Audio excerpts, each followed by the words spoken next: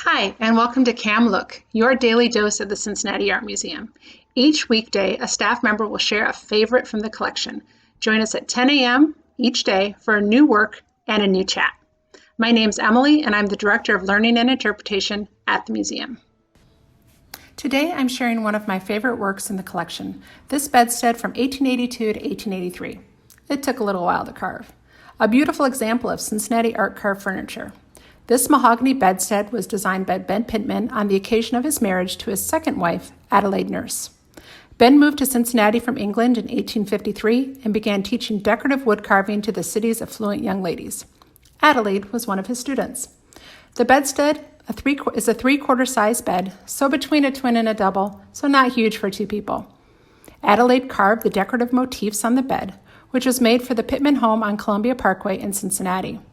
The interior of the home was decorated with carved floral and geometric motifs based on native plant life.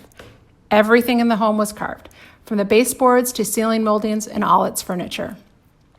The bedstead is modern Gothic in style and is composed of a headboard, footboard, and two side rails.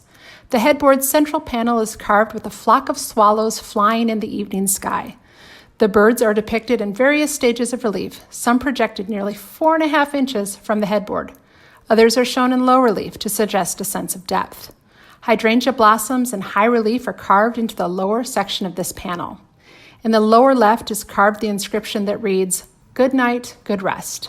Extending above this is an arched hood that is carved with 4 panels of overlapping daisies. The 4 finials on the headboard are carved in the shape of wild parsnip leaves. In the 2 panels on either side are painted images of human heads on gold discs representing night and morning. These panels were painted by Elizabeth Nourse, Adelaide's twin sister, who was an internationally acclaimed painter.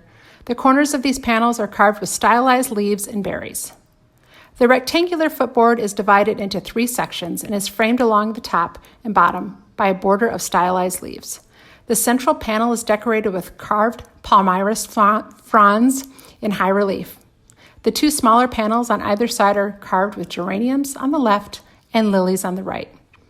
On the inside of the central panel, not visible in these pictures, depicts a wild rose climbing behind a trellis, and the 2 side panels are carved with poppies.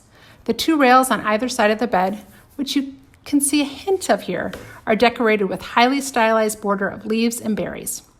Today, the Pitman bedstead is considered one of the finest examples of American aesthetic movement furniture ever produced. The proponents of the aesthetic movement often turn to nature for inspiration in the design and decoration of household furnishings like this. So as I said, I love this work of art. It has been one that I have written on. I used in my interview for my current position, so it's one of my favorites in the collection. And when I look at it, I think of ghost stories. So I want us to tell a ghost story together. I'm going to start, and I would love for each of you to add to the ghost story in the comment section. So let's have a little fun. So I'm going to start. It was a dark and stormy night. I just laid down to sleep and ... You fill in the rest.